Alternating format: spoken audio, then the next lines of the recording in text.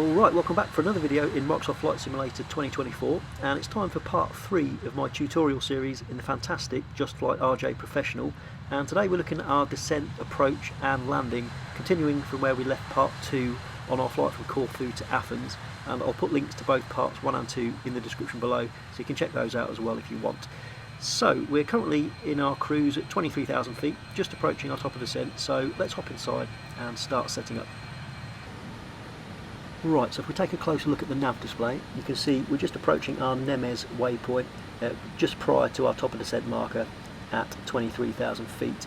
And first of all, we're going to go up to the MCP and add our ILS frequency for our runway 03 right into Athens, which is 111.1. There we go. So then we just need to put it into the active frequency by pressing the button on the left, and then we're also going to add our course of 032 degrees. So we'll just wind that up. So 032 set, and we're going to do the same on the first officer's side. So again 111.1 for our ILS frequency. There we go, and then we're just going to add it to the active frequency again. So that is set, and again we're going to add our course 032 on the first officer's side as well. So we'll just keep winding that up. And that is 032 set. Okay, next up we're going to add our minimums on the barrow. I'll just zoom in a little bit.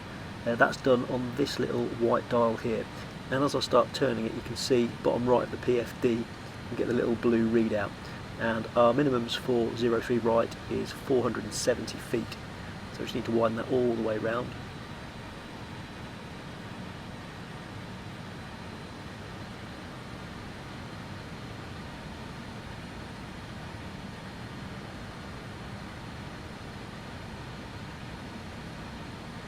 So there we go, that is 470 feet set for our minimum decision height.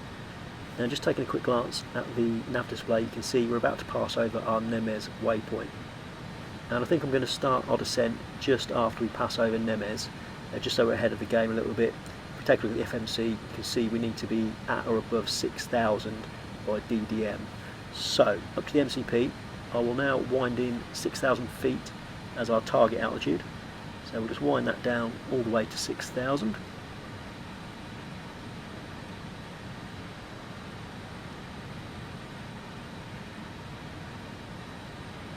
So 6,000 set, and then we're going to use vertical speed to manually start our descent, which is where the RJ differs from, say, the Airbus, which would do it on its own. So we're about to pass over Nemes, there we go, just approaching our top of descent marker. So let's get underway with our descent then. And we'll hit the vertical speed button, and then we're going to set our rate of descent by winding the dial down. And we'll start at about 2,300 feet per minute. And if we take a look at our altimeter, we can see we've started descending nicely, and also if we look at the PFD, you can see there are 2,300 feet set, indicated by the green arrow.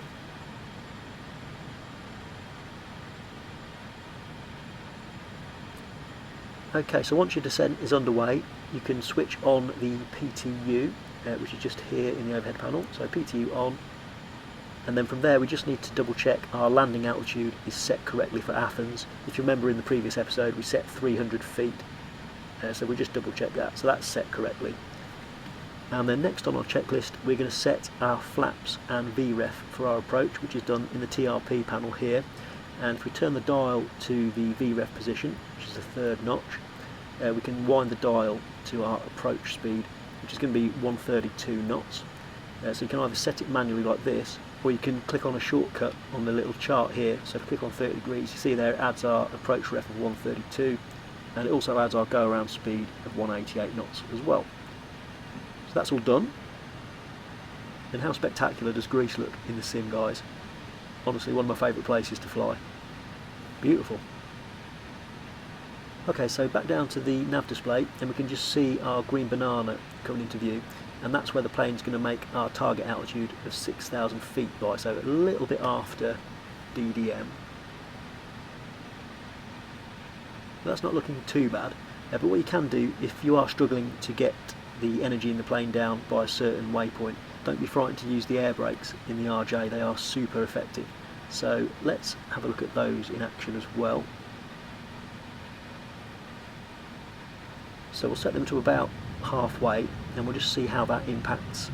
You can see straight away the green banana coming back towards our waypoint that we're after, and also the speed is washing off quite nicely on the speed tape. So yeah, the speed brakes really good. Okay, so we are now through 13,000 feet, so I'm going to wind the speed back to 250 knots just to make sure that we make our speed constraint of 250 by 10,000 feet. Just gives us plenty of time to get that speed down. Now we're just starting our turning left now onto our final approach, and I've said it before, how good does Greece look? Absolutely superb. And as we continue that turn, let's keep our heading bug aligned as well, very important. So keep that scrolling all the way around. You can just see the little blue marker. Here we go. And we're also about to pass 10,000, so we can set our pressure to local pressure, which is 1013. And we're looking pretty good, so at this point let's get rid of those speed brakes so they can go off.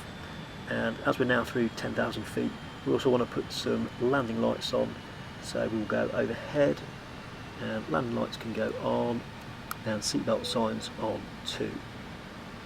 Ladies and gentlemen, the captain has switched on the fasten seatbelt sign. Please return to your seats and fasten your seatbelt. So that's the cabin crew advising the kids they need to sit down and buckle up. In the meantime, I'm going to add our next altitude constraint. If we just have a look at the FMC, for our final approach fix we need to be at 3,200 feet. So let's get that set in the MCP as well. We'll just wind that down to 3,200.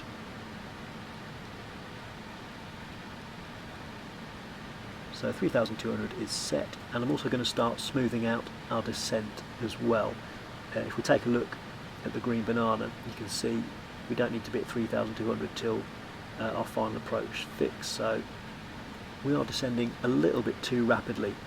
So let's go to 1,000 feet to start with, just to see what effect that has. So there's 1,000 set.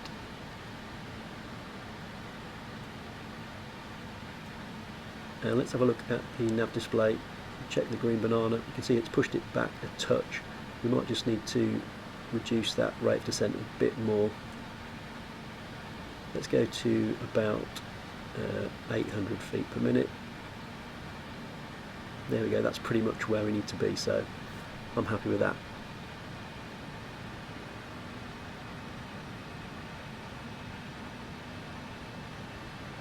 Okay, so we're making pretty good progress.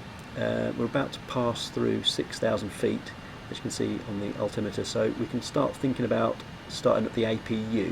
So if we go overhead and stick the APU master switch on, just pan around a little bit, we can monitor that. So we're going to monitor the RPM and the TGT. You can see the needle starting to rise there, and we're going to wait for the APU to become available. So just wait till that RPM gets to 100%.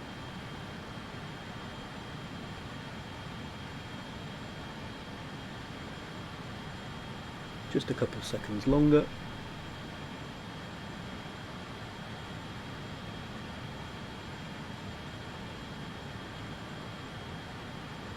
And there we go, so our green APU available light is on, and we can switch our APU air on, and then we can switch off our 4 engine air switches here.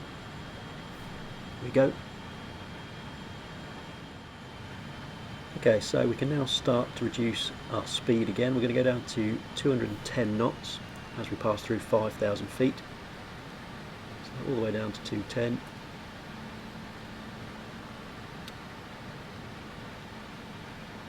That is set.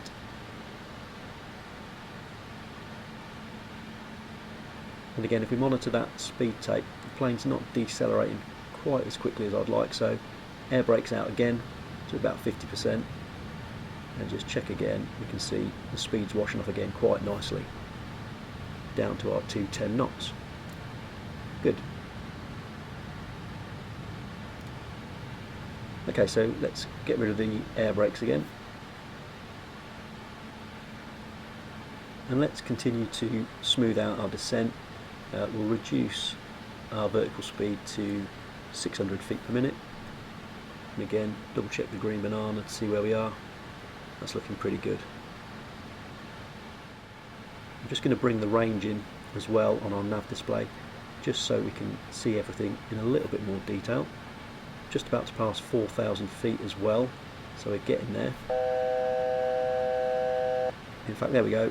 That little sound lets us know the plane's about to level off at our target altitude. And if you take a look at the nav display, you can see our ILS is also online, so everything's tuned in correctly.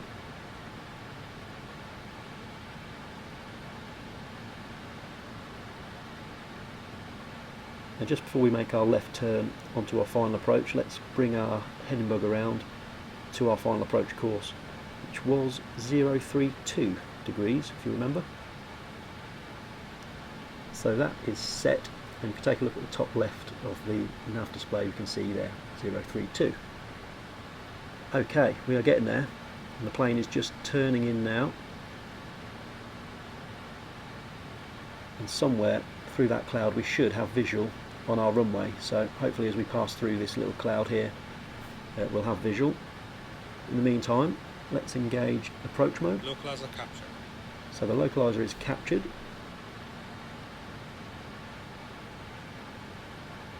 I really hope there is a runway when we come out the other side of this cloud, to be honest. I'm sure it'll all be fine. Okay, so speed check, and we'll go flaps 18. Some great sounds as those flaps extend. Very cool.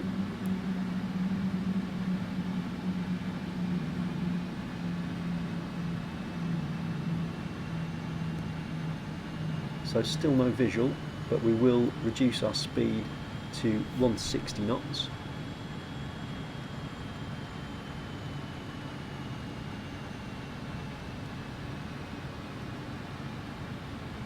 So 160 is set.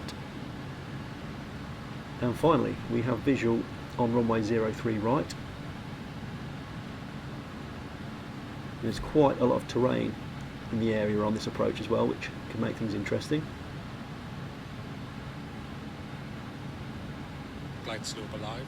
Excellent, so the glide slope is active. Let's zoom in a little bit so you can just see the little pink rectangle coming down there, and also the localizer is captured. So that is looking good. You can just hear the auto throttles working away, spooling the engines up, just keeping us on profile.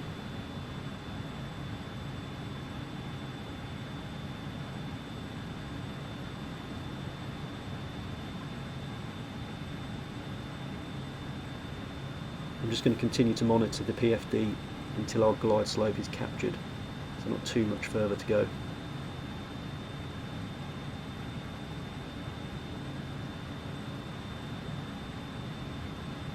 Glide slope captured. Speed checked. Gear down. So our glide slope is captured and gear down. And this is where those captain announcements come in really handy. It's quite a lot of work to do. Speed checked. Flaps 24. So there we go, another nice little reminder. So we'll go flaps 24. And we are geared down 3 green. So let's wind in our final approach speed of 138 knots. So that is set. And just going back to those announcements, I really like them. It's almost like you've got a first officer sharing the workload with you, so I would recommend having those turned on. I mean, some people will like it, some people won't, but I do actually quite like it. Okay, let's focus up a little bit. So 2,500 feet, not too much further to go.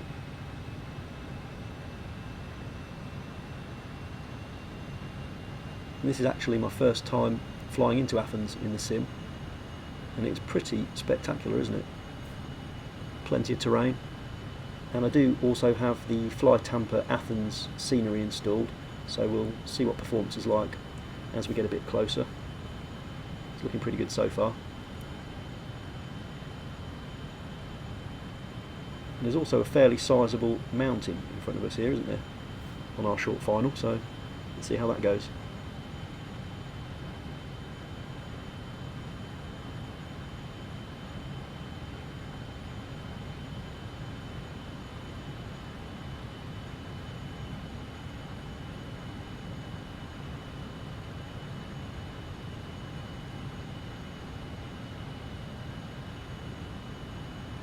Terrain ahead. Pull up. Okay, so we'll just ignore that warning and we'll go flaps 30. That was just as we passed over that terrain. That's all flattened out quite nicely now. Bit of excitement. Cabin is secured. So you can see the little green light lets us know auto land is available to us if needs be. I mean, it's absolutely crystal clear today, so I don't think we're going to be needing that. And that was also cabin secure for landing as well.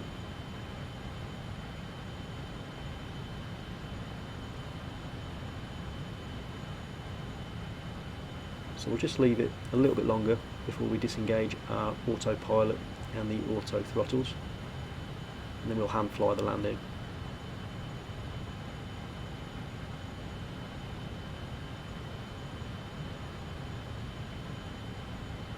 Okay, so autopilot off, auto throttles off, and my controls.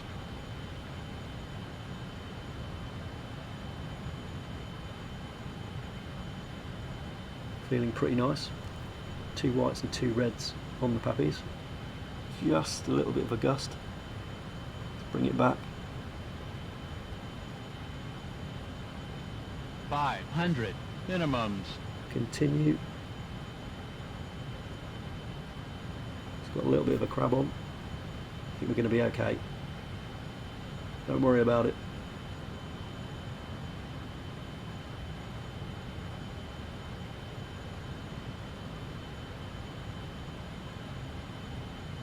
So looking to the horizon then. 100. Air brakes out. 50. 40. 30. 20. Throttles idled. 10. Ground item. Spoilers yellow and green. Brake pressure checked. And manual braking. Get back to that centre line.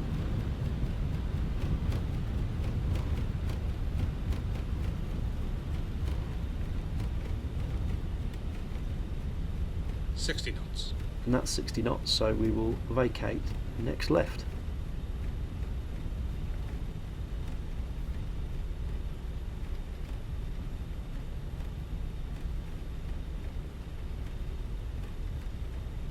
Okay, welcome to Athens.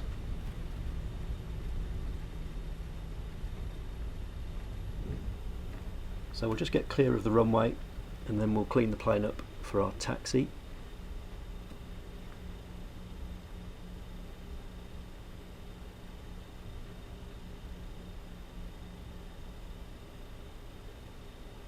Right, let's just bring it to a stop here, and we will go flaps up, and we can switch our weather radar onto standby, which is just here, and we'll also pop TCAS onto standby as well, and then overhead we need to put our taxi lights on. So there we go, I will wrap it up there for today. That concludes part 3 of my tutorial series in the JustFlight RJ Professional for Microsoft Flight Simulator 2024. I hope you enjoyed the video, maybe you learnt something new. If you did, do consider giving it a like, subscribe, and I will see you in the next one. Thanks very much for watching, bye bye.